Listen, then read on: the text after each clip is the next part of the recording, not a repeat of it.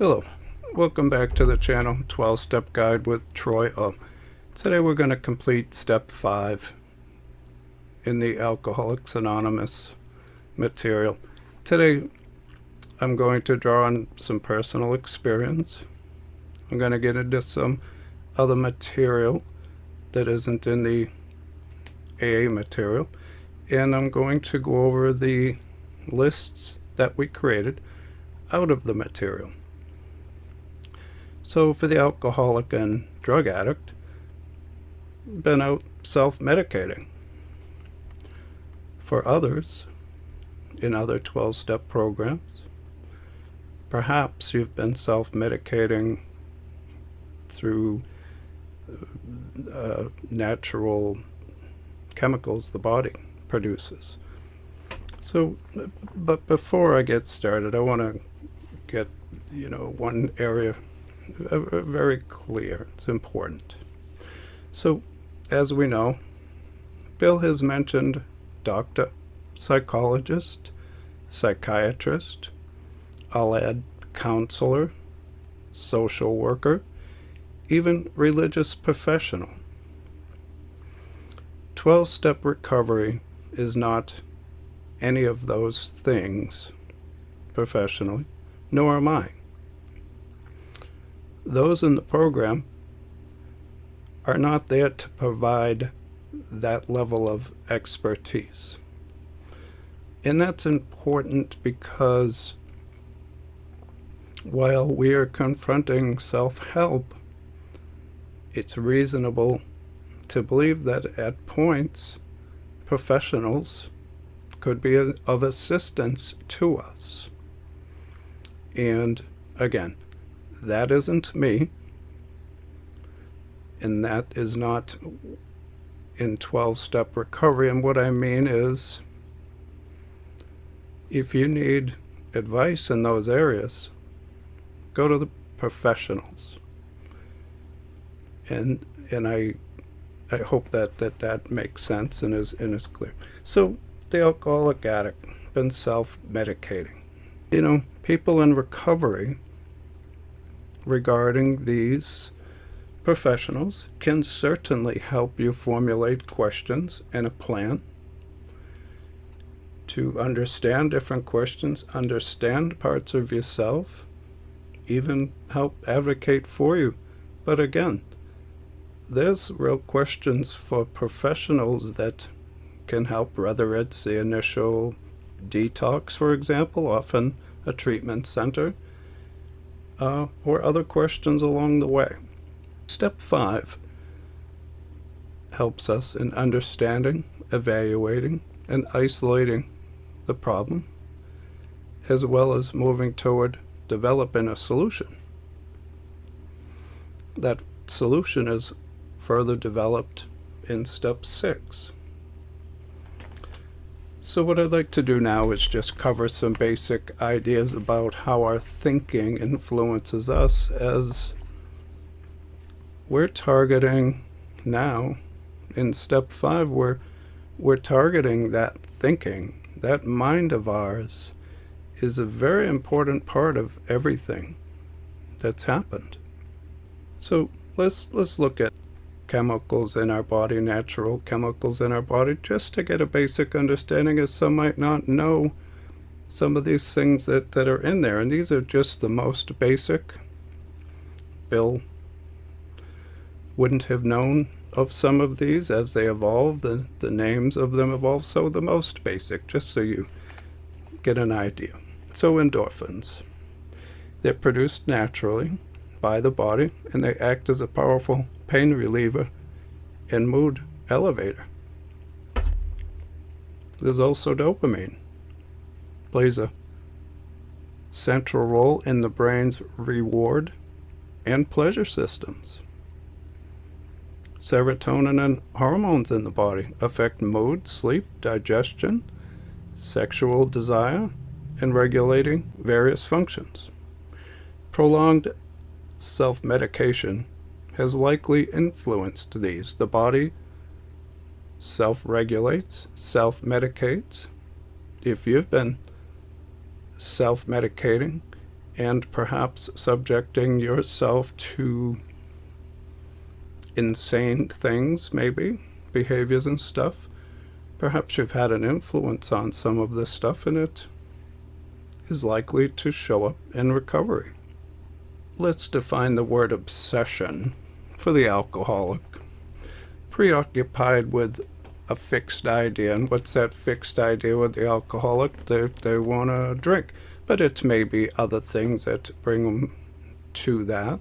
But largely, they want to drink. The fixed idea, the drug addict, they want to take drugs. But that can also be gambling, sex. There's some fixed idea. So in step 5, look at that fixed idea. Identify it. Talk about it. How does it evolve? When? It used to be wait all week for Friday. Well, Friday came every day at some point, for example. How about the word craving? A consuming desire. You want to consume something. The overeater, that could be a cupcake, for example, or something else. Want to consume alcohol, want to consume drugs, want to consume sex, want to consume gambling, cigarettes, on and on. Understand the craving, how it manifests itself, how it shows up. You'll be looking for triggers, what causes these things to happen.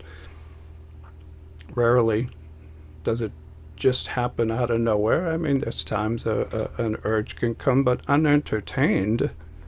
For cigarettes, for example, it only lasts like 7 seconds once you've gotten past the physical addiction, and other things can follow like that unless you start entertaining them and thinking about them and obsessing about them and how great they're going to be or what they're going to do for you, things like that. Because our first line of defense is our thinking. And we want to try to avoid abuse of these brain and body chemicals that can manifest themselves in a craving. And acting on these said cravings, they can manifest themselves in other ways too. Anger, depression, things like that. So let's look at how they affect us naturally. So an average person succeeds at a task, and they feel good. There's a good feeling that comes from that, a chemical release to where you feel something, and in that case you feel good, hopefully. Or you do something good, you feel good about it. You hit the ball, you catch it, you win something, fix something, you do a great presentation, secure a date, and a good feeling comes, depending on your success, and the strength of it can depend upon how strong that feeling is. Basically, a chemical is released that allows for this good feeling associated with the completion. It's a kind of a basic of how the body works. However, the addict and alcoholic, now they want to feel good indefinitely via external chemicals, and it's not realistic. I'd like to feel good all the time with these chemicals, and I don't want to do nothing to get that reward. Something like that, for example. It's not always that perfect, but you get the idea, I think. So let's look at a mathematical equation, x, for example. So what's x? X is going to be understanding the problem and the solution. So we are, during our step 5, we're looking for x. Okay? We're looking to understand the problem better, our problem, and the solution. We'll get into that more later. But at some point, and for some reason, our mind concludes we need something defined and specific outside of normal to survive, live, or feel differently. Just a basic understanding. At some point, we start to narrow down a certain category we need to feel well, and it isn't in balance with maybe other categories in our life. So let's look at a couple of examples of how thinking can alter how we feel. The mind's value system. Each person has a value system, and that affects them, how we value things and what we expect to receive. These all influence our outcomes. Changing our thinking is very important. Understanding our thinking, expanding our thinking, facing our problems head on, and resolving X. Step 5 is an alternative, addressing what has driven us to this point. In step 5, we can truly expand our mind, look at a far bigger part of ourselves, and resolve things in a way that in this small, stuck part of ourselves we just couldn't get to. And it truly requires opening ourselves up to others, to the program, to this assistance, to these new concepts that we couldn't conceive what's on the other side of it. Spiritual experience, spiritual awakening, for example. So how about the gambler? Maybe they win sometimes. It starts somewhere. Feel good about that. Hey, I like winning. Yeah. Starts chasing the feeling and builds up how great it's going to be in their head. However, maybe it doesn't work out, and failure wasn't factored in. So that's a very brief description of something that in our thinking, somehow we have built up a direction, but we have failed to consider all sides of that direction, and usually the result with the gambler is, because it doesn't work out positively, things aren't going great. If they were going great, apparently there's not a problem, but it doesn't work out that great for too awful many that are obsessing about a category such as that. How about the drug addict? Some of the drugs released in the mind compare to drugs they've been taking or in the body. In early recovery, a good feeling from a good job might potentially even feel a little bit like a relapse. The feeling inside, because the drugs externally you were taking could match internally. You're not familiar with this good feeling based on normal circumstances. It can be confusing. That's all I'm saying. Step 5 is a beginning to understanding yourself, what you're trying to achieve. Early withdrawal medication can help. Now, long-term should be balanced with medical professionals to ensure your natural function isn't inhibited. There's a wide range of that category. The key word here, medical professionals, when you're talking about that stuff. You can know what the plan is, you can know what the questions are, you can know what you're trying to do and achieve, and the more you know that, the more you can have an intelligent, educated conversation with those medical professionals that can assist you in those categories, for example. So let's take a look at just any one. It's a simple enough idea. So let's say we recall some trivial recent event. Go over it again and again until we're angry about it. So it's an event we're not happy about. Some stupid thing happened, and it could be an important thing, but let's just say something that we're building it up in our head. It really shouldn't have been that big of a deal to begin with, but we're building it up, and then we invent a confrontation out of thin air, for example, and we say, oh, this I'm gonna do, then if they say this, I'm gonna do that, and then I'll do this, and this and that's gonna happen. So we got it all built up in our head, and we're angry about it, and nothing's really happened, forcing some sort of a natural chemical reaction. Something in our body brings about that anger that we've invented in the moment, if you will. The alcoholic and drug addict, they're hypersensitive to this vivid recall, often translating into a craving, inventing things out of thin air or going over things that aren't so important. And it can get worse as you evolve and more crazy situations develop and more people are unhappy and they need from you, and things don't go the way you planned. You made promises, and you get the idea. But much of this hypersensitivity, I believe, it's limited thinking. And we need to be careful about limited thinking.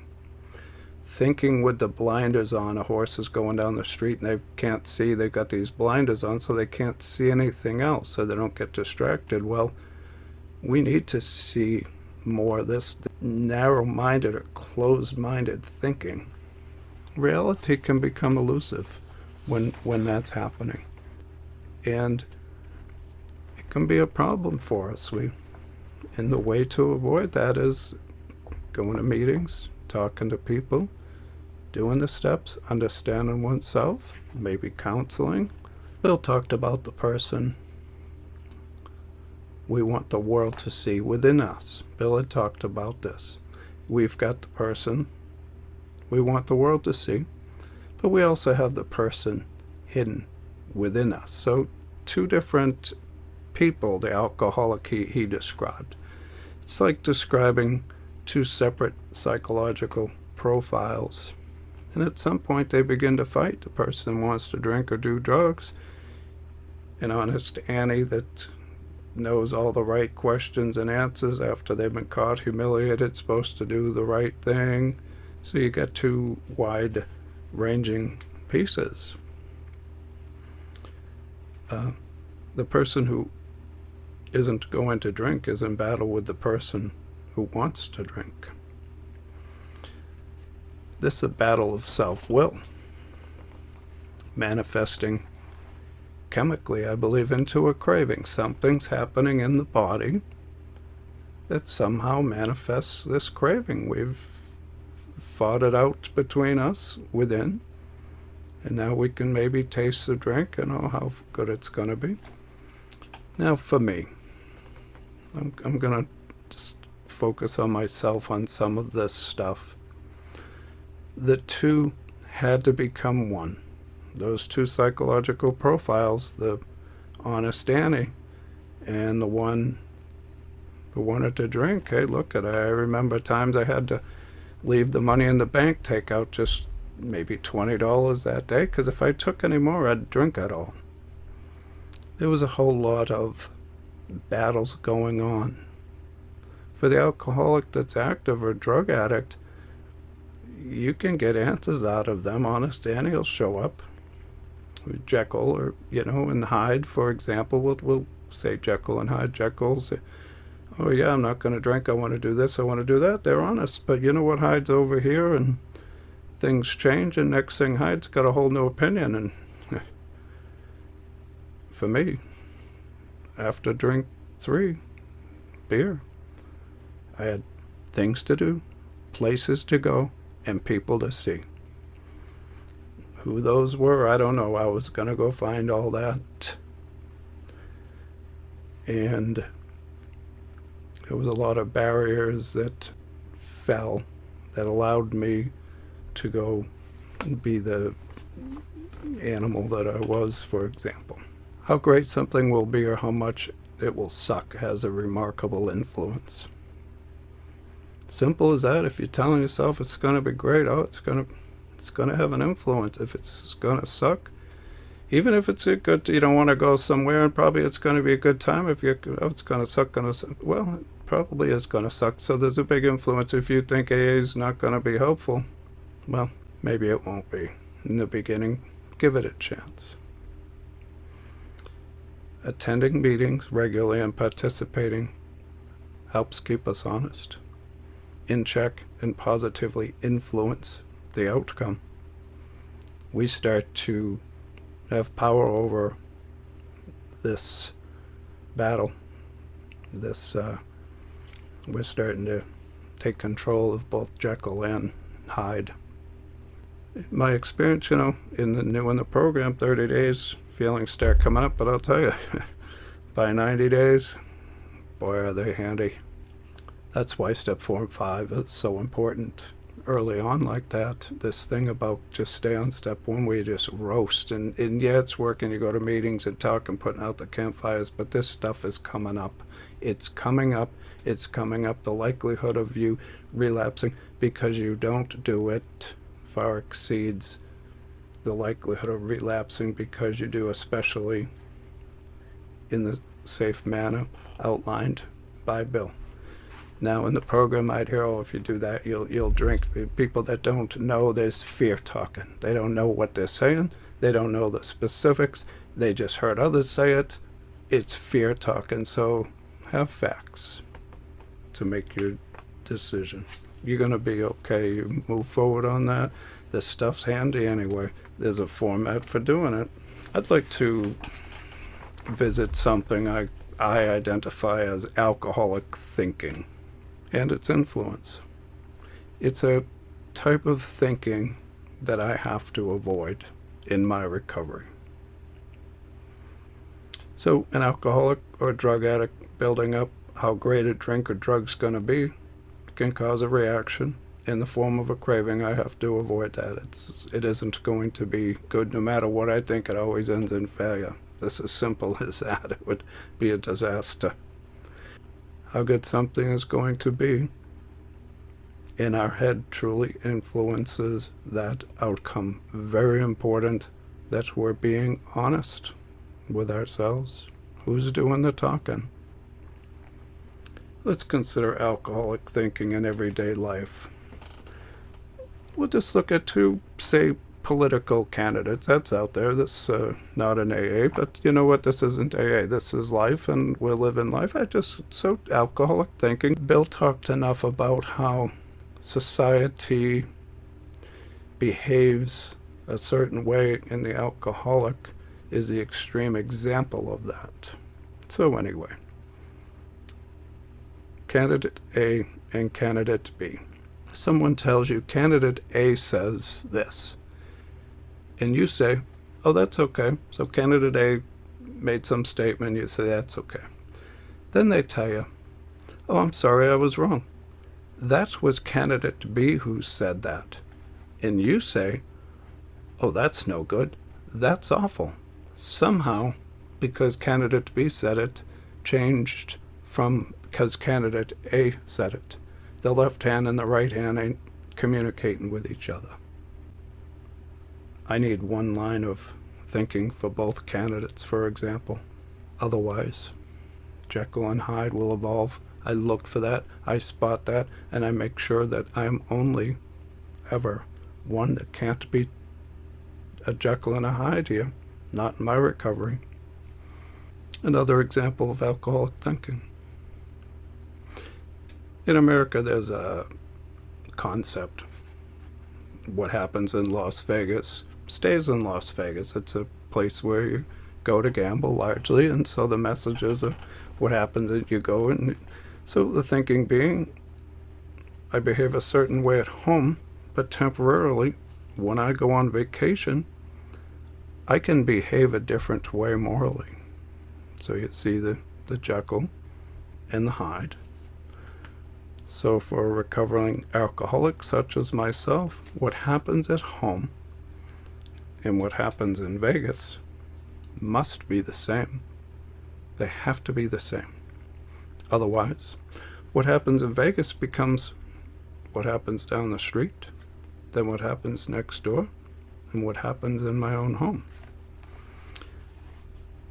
Otherwise said, Jekyll says they won't use, but Hyde may have a different idea. For me, the two lines of thinking had to become one. And that was a process that I went through to make that happen. Now, whether you like it or not, I've been out to Vegas many times. Alone, I've spent 9 days out there. I didn't have a propensity for gambling, so there was that. I follow very strict rules. There's certain things that I just don't do. But what happens here and what may have happened there have to be the same. I have to have specific rules that I follow. So we can live life. I go out dancing if I want to, clubs. I don't pull up to the bar to have a sandwich, I assure you. I may shoot pool at a bar. I may go there for dancing. I don't go to the bar to have a soda, I can tell you that. I may eat in at the bar. I won't sit at the bar. But if there's tables around it, for example, I have to have a purpose to be there. And it isn't because they're serving alcohol. I don't need alcohol to dance or have a good time or eat or do whatever it is. I've worked through all that stuff. But there's some rules, because this drunk didn't need money. Anybody's drink was fine at the end. I had to be very careful early on to shoot the ball at the pool table, then turn and grab the drink. It didn't matter whose drink, it's just anybody's drink. So it took a while for me to work through that. I didn't engage in those matters for quite a while in my recovery. I won't put a date on it or time or anything, but there was remarkable changes in my personality, how I functioned, stuff like that. So how did I get there? Well, I'll tell you, certainly in attendance of meetings, but step 5, we can identify these behaviors, triggers, attitudes, wishful thinking or magical thinking, other drivers, triggers, etc., so as to be able to take them into step 6. Some will fall from us in step 5. Some of the stuff, when we're talking about it and see the absurdity, and we just hear it, just like, that's absurd. But there's other parts of us that I had to identify. For example, that I just had this habit of turning and grabbing for the drink. Great if it was mine, but if it wasn't, well, it was still mine. So those kinds of behaviors had to be confronted. Many other types of behaviors. We'll get into some more. The person in recovery looking to experience a personality change. Now I was changing my personality. 2 became 1. I was becoming somebody better. I took different parts of myself, even those parts that were drinking. Look, I got myself into a lot of jackpots, a lot of problems I had to pitch my way out of. There was positive aspects of my abilities that I couldn't do sober, but there was positive aspects of my abilities sober, and I needed those aspects without the drink, for example. So, the person in recovery looking to experience a personality change sufficient to bring about recovery from addiction, addictive behaviors, or emotional suffering, I believe, requires a full review of our thinking, our attitudes, situations, actions, beliefs, sexual behaviors, religious influences, and resulting outcomes, failures, both drinking, drugs, sex, crime, marriage, divorce, parenting, and what went wrong in the form of character defects, sins, shortcomings, misgivings. Quite an extensive review.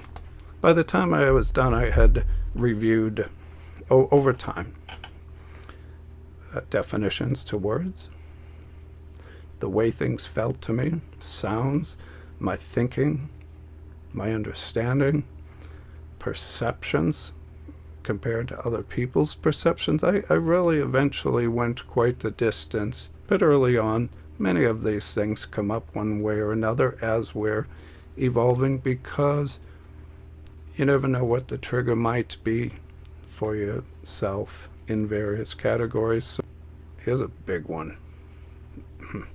Big part of the population, I think, suffers from this one way or another. How about evaluating money and our spending over time? Much of society suffers in this area. It is very painful to fail in this area when you're sober. It's one thing when you do it drunk, but then suddenly you're sober and stuff and you blow it. I have a plaque, and some of this plaque that I developed over time has some different things on it, but it's titled Poverty Is, and for me, things I learned along the way. Sober. Spending money crazy when you think you have it. Not being grateful for what you have when you have it. Poor or irrational decisions. Greed. Going for broke. Other issues that could arise for people. Not following through with things. Maybe you can't speak up for yourself sober. I had a hard time with that. I didn't fit into society well for a lot of good reasons. Maybe someone's angry all the time. Break things when you get angry. It's not necessarily an easy thing to confront, but it's not a healthy thing either. There's other ways, and there's a way to get there. Hey, let's look at sexual fantasies relating to our thinking.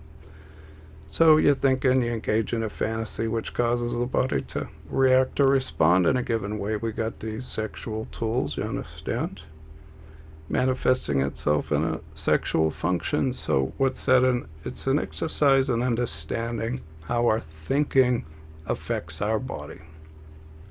Areas I changed within the recovery process. In addition to stopping drinking, that was helpful. My personality, I touched on it. The two must become one, and I must choose what that outcome is. I am party to what that outcome is going to be. This is a part of this process for me to choose who and what I want to be and to move in that direction. I learned to speak well in groups. You don't have to communicate in the program, but it does help to, even if it's to give your name in the beginning, just show up. I developed confidence.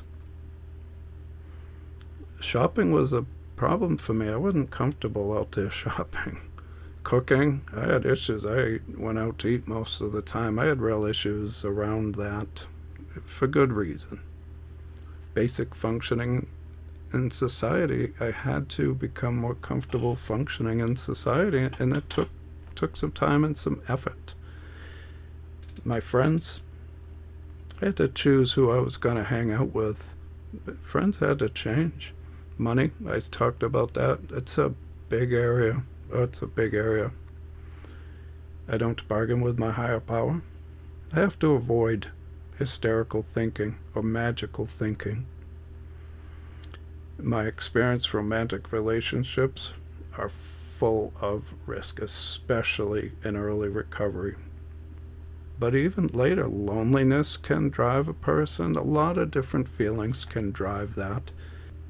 They're a drug in themselves, especially in early recovery. Temporarily, I believe, and I've seen it, sex can be more powerful than the craving, and it can be an addiction. And it can manifest itself further from a person who might be feeling shame. I've seen it. Into using drinking or drugs to deal with that shame. I had talked about an example earlier on. I want to visit step 11, meditation, for a minute, working the steps. So you might have a pre-understanding of what you think meditation is, but it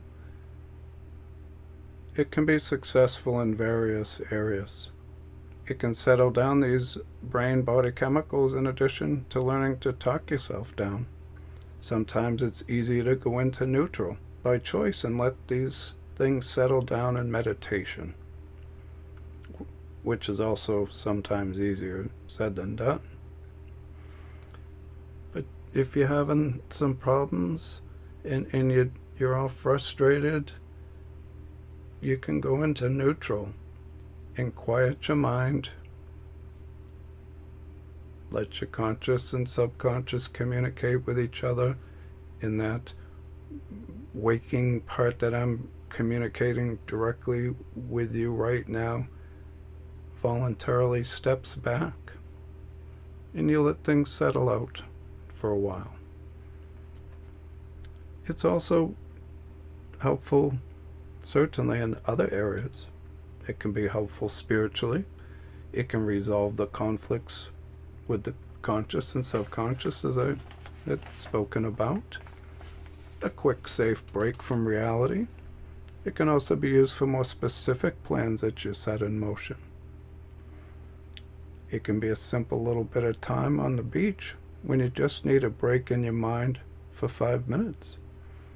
You could be at the store and getting frustrated at the counter, things aren't going right, and you just need a quick glimpse away. You just need a quick break away to break the what's going on right there in front of you, so you don't maybe get angry or get too anxious or frustrated.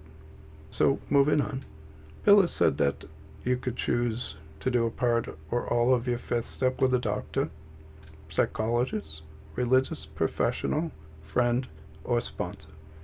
So what I want to do today is I'm just going to focus on the sponsor portion, because this is the 12-step program, step 5, and I've covered the others, I think, well. So some of the basic components about step 5 before we get started. Your disclosure cannot come back to you. I prefer someone that doesn't know my family, doesn't know anything else, isn't involved or connected to me in any way.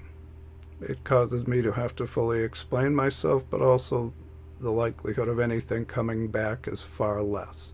Whereas if you do it with a family member or someone close by that doesn't have a closed mouth, for example, it can't come back to you. You don't want it to. A sponsor is not the boss, but can be a great guide. You can ask someone to be a temporary sponsor while checking out the fit between them. Maybe you don't quite know, but it's not uncommon to have a temporary sponsor. But if you like them and they like you and it's a good fit, ask them to be a permanent sponsor. Every so often you might change sponsors. Others maybe have had them for a long time. It helps if your sponsor has some time in the program. It helps if your sponsor has good morals and values compared to societal norms that you can understand, a baseline that you might strive toward. It helps if your sponsor has done the steps and can assist you. But now there's material here, these videos. In step 4, the last video, we have PDF downloads, the definitions of the different words, plus the lists to go by that you could share with them. So if you really like a sponsor, but I was in the program for several years and hadn't done a step 4 and 5 the way I would have liked to have done it, that doesn't mean that I didn't make progress. I went to 2 meetings a day for 5 years. I made plenty of progress. It helps if the sponsor is someone you feel can understand your issues. In the program, the same sex is suggested.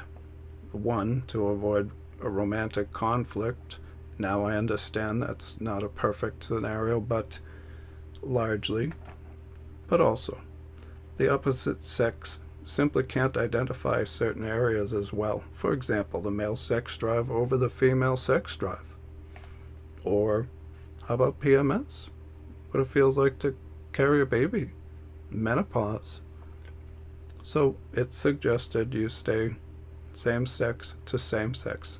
There is times that I have heard females 5th steps, but it's generally not recommended. If you're in the Department of Corrections, beware you're not informing someone with other motivations, getting time off for their sentence or something. You just don't want it to come back to you, and I'd be remiss if I didn't at least touch on that. Choose a time and place for a long conversation uninterrupted. You don't want children running around, the phone ringing, other things going on where you can't commit to the time. This is a serious process. If you can't find someone that will commit to that time, move on. Or if the person that you choose can't, either pick a better time or move on. 3 hours to 6 hours, I think. Have something to write with, as you may need to make notes for step 6 or step 8. You might identify character defects. You may identify other fears, things that you want to write down, parts that you're developing, things you don't want to forget. Give the sponsor or the person hearing your 5th step permission to probe and ask questions. They're looking for patterns, cycles, missing or incomplete information in your story, similarities, drivers, triggers, Jekyll and Hyde thinking, oddities, behaviors which stand out, previous efforts at sobriety and relapse, feelings towards God, belief systems which are thinly developed or confused, lapses in thinking or blackout thinking, sober or using. Things have happened, you're not quite sure supposedly how you got there and how you spent the money, how you moved to a certain place,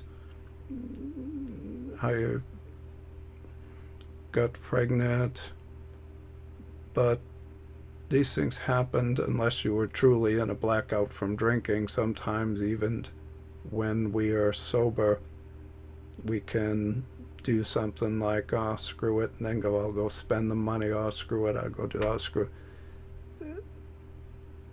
Be careful of that type of thinking. You want to stay connected to your thinking and, again, avoid the Jekyll and Hyde concept. So let's take a look at the lists that we developed out of the step 4 material and go over that. All right, so you've got the right shoes on and your hair's all done and you picked a sponsor and you're ready to go on your 5th step. So again, we have some lists that PDF format at the last video in step 4 for you to download and definitions. So we're going to start with our list. We'll start with the resentment list and we're going to go in order. So I'm resentful at. An alcoholic addict is not too tough to figure out who you might be pissed off at. People, places, things, institution, principles, situations. And in step 5, you're going to help the person listening to you to understand who that is. Basically, there's information that might not be important. It's my neighbor 3 doors down or my neighbor 5 doors down. That stuff maybe doesn't matter what town they live in unless it does matter. In some cases, if it's your sister or parent or someone else, maybe it matters, but don't provide information that's unimportant, but certainly provide the information that is. So you're going to tell them all about this person and why you're pissed off. That's basically column 1 and 2. And then column 3. There's a list of definitions because we might hear the word self-esteem and have a basic understanding of what that is, but a real deep definition, because now what you want to do is start to articulate how this resentment in this person affected your self-esteem, or how it might have affected your security, or how it affected your ambitions, or your personal relations, or acceptable sex relations, or hidden sex relations, or how it might have affected your pride.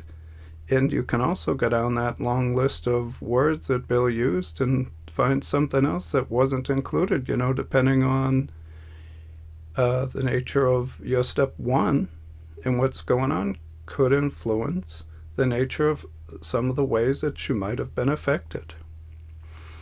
So now that's pretty much the resentment side. The rest is building your harms done others list largely. So putting out of minds the harm others did us, where were we at fault? What part did we play? What was our mistake? And there's a difference in column 4, our mistake, from where were we to blame in 5. The mistake, it's a mistake. You were selfish and you shouldn't have been, but understanding how you were selfish. Maybe you were dishonest. There was a mistake. You shouldn't have been. Where were you self-seeking? Where did fear factor into this? Maybe you were blaming others. Maybe you were enabling others. Maybe you were being enabled. And you articulate that again. There's other words on the list that could factor into 4, and you do your best to understand what those mean and to explain that in length to the person hearing what you have to say. And then column 5, where were we to blame? What part did we play to create, contribute to, or cause this? If any, there's cases where there may not be a harm done others. But you look at what part you played, not what part they played. Now you've already had a chance to look at that. Now you're trying to understand the part that you played. And you're going to go down each one on your list and talk in length and explain it in great length so that as they hear it and you hear it and God hears it, you can start to sort out your life looking for anomalies, repeat patterns, things that might, this harming other people, that maybe things that you'd like to change in yourself, and in making note of those. So, well, that's our resentment list. And now we'll move on to our fear list. It's possible that you may have identified some deeper fears while you were reporting your resentments. If that's the case, you throw them on here, and you can build it across with the sponsor, spiritual advisor, counselor, clergy, the person you've selected to hear your 5th step. The fear list, I believe, is a little more difficult to develop because understanding fear and how fear factors in takes some effort, I believe. So anyway, fearful of, afraid of. In often fear, the thing about fear is it will reveal itself often intertwined, wrapped with many other emotions, actions, feelings, needs, etc. So people, places, things, death, job, prison, bugs, dark, relapse, negative outcomes, etc. All kinds of goodies. Anything, especially your 1st, 4th, and 5th step, anything that fear relates to. And why the fear? Now, these fears are real or imagined, because we can respond to real or imagined fears, build it up in our head. Oh, this and this, and what are you afraid might or may not happen?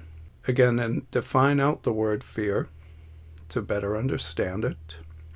And I also believe that in this column, well, we generally build it top to bottom, the first 3, 4, and 5 you build across. You may benefit by looking at column 3 and 4 and utilizing that in a way to reverse engineer some of your fears. Failed self-reliance. How did some of those ways potentially translate back to fear? So you could build any one of these lists backwards. You could start at 5 and build it back to 1. Any one of these, or in the middle. Failed self-confidence. You didn't have the self-confidence enough to succeed at something.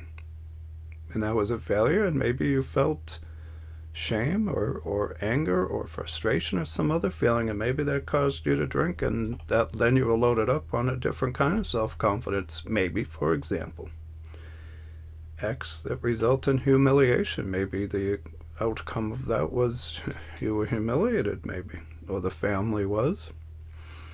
Acts that led to calamity or serenity, the good things, the bad things. At what range can you see yourself in these different types of fears? Fear of going without, fear of not getting the right job, fear of not having enough kids, fear of not getting the right relationship, fear of money, fear of it, on and on, all kinds of fears. Lack of courage to change. Well, if you keep drinking, and maybe you struggled with 4 and 5, and maybe there was some fear behind that, fear of telling your story to another person. Have I been a good example? It's an area we might look at our children, parents, people around us, people at work, and examine yourself, the strong points and the weak points, and talk about that in length. How about column 4? How did this fear your mistake? Maybe it happened because you were over prideful. Maybe agreed you needed more. Or lust. There's a big one. Maybe anger factored into this gluttony. Again, you look at your list and define out gluttony, and envy. Were you envying someone else and wanted what they had, and next thing you're over there stealing it or whatever because you were afraid you weren't going to be able to get it yourself, however it works, or sloth, or vainglory. I'm not going to define these out now. We've gone over these in great length, and you will have the definitions. And what harm was done? Harm to others, ourselves, community, society, if any? How did your fears factor into potentially hurting others? How did your fears factor into your drinking and drug use? Things like that. And now about sex. It's a heavy area. We list all of our sex partners. The reason we do that is so as to not omit any possible information that might come from that. Otherwise, maybe we can negotiate this down to we haven't had any problems, haven't hurt anybody, ever. And work it out down at the bar. Where had you been selfish, dishonest, inconsiderate? Understand those words. Talk about those in length. Who had you hurt? In this area, there's a wide range of ways that we could have hurt someone. I'm not going to limit it. You talk about it in the greatest possible length through all connections related to it, including others that could have been hurt as a result, children or friends, or whoever. Did we unjustifiably arouse? And there's an important word, unjustifiably. Just because someone got jealous doesn't mean they were justified. So there's some separation there. Nonetheless, you'll work this out, talk this out, figure that out, right? You start talking about it. Because even if they were jealous, you reason it out that maybe it wasn't justified, but maybe it is. In suspicion, we've gone over this stuff in great length. In bitterness, if you haven't seen the videos previous to this, please do, because you are missing a lot as to really understanding this stuff. Don't take any shortcuts. It's the fastest way to the bar. Where were we at fault? What should we have done instead? They're two questions in one column. Now you've answered them in short form when you were building step 4, but now you're going to talk about these in great length. The natural components of this conversation get to come out. You're not alone, and you can both understand how it happened, why it happened, what were the drivers. It's a pretty powerful area. It's a drug in itself. It can reduce seemingly very intelligent, powerful people to something else, we'll say. And now your amends list, because we're building step 8 in step 4, and this is our first look at the amends list in step 4. And basically we're going to take and look at column 5 of our first 3 lists and ask ourselves, whom had we hurt or may owe an amend? And will have already transferred these names over. Maybe there's new names that you'll have added while talking about your previous testimonies. And in greater detail, what I did to cause harm and or why I may owe an amend. Mentally, physically, sexually, emotionally, financially, spiritually. Different ways to consider and talk about. Am I willing to make amends? And this truly is about willingness, developing willingness. Know where you stand. Not it's just where you stand. Are you or aren't you? Yes, no, maybe, and why. Just know where you stand. As long as you know where you stand, it's really a important beginning. Don't let things be on wheels, be elusive. It's putting those two different psychological profiles into one. So there's just one voice coming out of you, and that voice stands. That voice matters. Right or wrong, you just do your best. Is it appropriate to make amends? Now we're only at step 5, and why are we going through this stuff? This is our first run at 8 and 9, so we don't get up there, race and amend, and really blow it. Because I'm sorry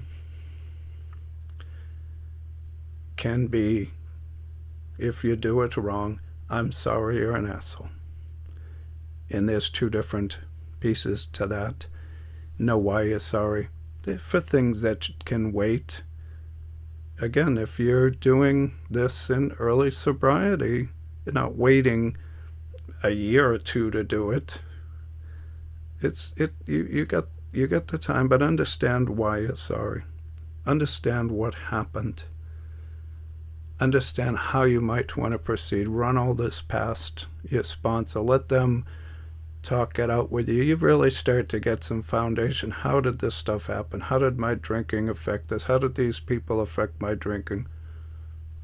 What's the bottom line? What's the truth? What can I learn from this? What kind of character defects or shortcomings, or what can change? How can I improve and stabilize my life to stop drinking, stop doing drugs, stop hurting people, things like that? And if you were to make an amend, how? The phone, a letter, direct, through prayer. Maybe they've passed. Financially, maybe you owe some money, child support or some bill. Personal assistance, maybe. Things like that. Column 5, a model for future behavior. Describe a plan for your future. Bill talked about this ideal, the best possible future outcome. You evaluate the best possible part of yourself, reasonable self, of what could be for the future. You don't have to be, for example, poor and broke all the time and always losing jobs and apartments and on, things like that. If it was a direct result of your drinking and behaviors and relationships, it really is. Your word really can matter. Life's tough enough, but you get the idea. You formulate based on, you're also developing true humility. Now you're getting a much better idea of who and what you really are. Maybe you're an alcoholic, and so be it, but followed by an honest and sincere attempt to become what you could be, because you're now getting educated about that too. The strong points in yourself, how to change, what you want to change, a new beginning, a new life, truly. There's a final column that I developed. It's not in the AA material, but I do believe it appropriate.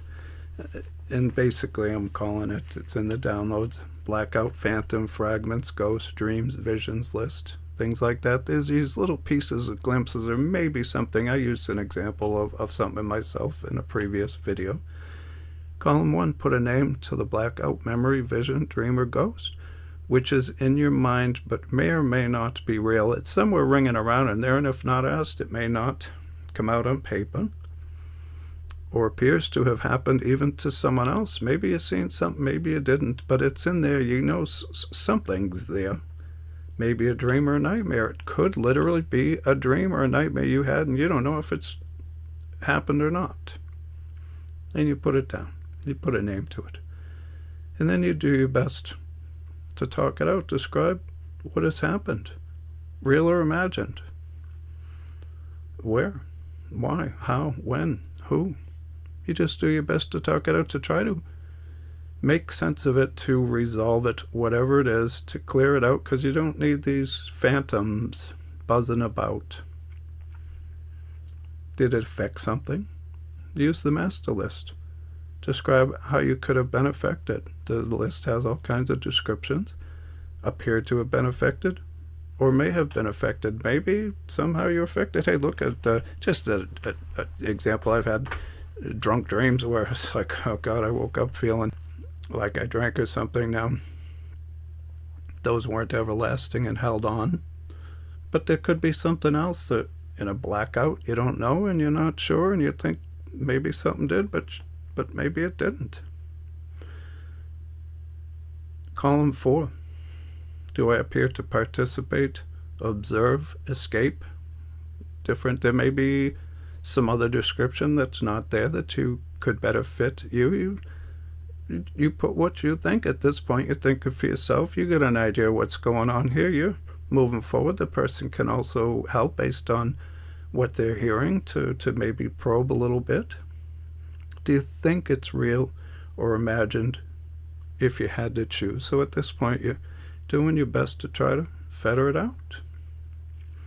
In the outcome or harm, if any, does it appear any harm was done to yourself, another, community, society? Look at, there's information that could come out that was real. Maybe it really was just a dream or a nightmare. Maybe it was something you saw happen to someone else. Maybe it had something to do with the military event. So, or an abuse or trauma. But you just do your best to try to unlock this stuff, get it on paper, talk it out. Now, from here, you've completed. You're going to be going on to step 6. Many things will happen. Many gifts will come from this. And your lists, you're going in 2 directions now, 2 different tracks. The things you want to work on, let's say, again, foul language, you want to stop. Use a foul language you know you want to, and you're going to take that up in step 6. But at the same time, there's another track, and that's heading on up to step 8. You're going to take that clean list of harms done others on up to step 8 to further develop willingness. We're working the steps. And so while we will from here go to step 6, we'll pick up the other when I get up to step 8. In the meantime, as with other steps, you continue on with both. You're getting the idea at this point what working the steps mean. Well, I hope you found this helpful. Thank you very much, and have a nice day. If you found this video helpful, please like and subscribe. Ring the bell to be notified when new content is added. Also, you can support the channel 12-Step Guide with Troyo by donating through PayPal to hsworldservice@yahoo.com. In Step 4, we are laying the groundwork and planting seeds for the 9th step promises. Those promises are: we are going to know a new freedom and a new happiness. We will not regret the past, nor wish to shut the door on it. We will comprehend the word serenity and know peace. No matter how far down the scale we have gone, we will see how our experience can benefit others. That feeling of uselessness and self-pity will disappear. We will lose interest in selfish things and gain interest in our fellows. Self-seeking will slip away. Our whole attitude and outlook upon life will change. Fear of people and of economic insecurity will leave us. We will intuitively know how to handle situations which used to baffle us. We will suddenly realize that God is doing for us what we could not do for ourselves. Keep moving forward. It's worth the effort,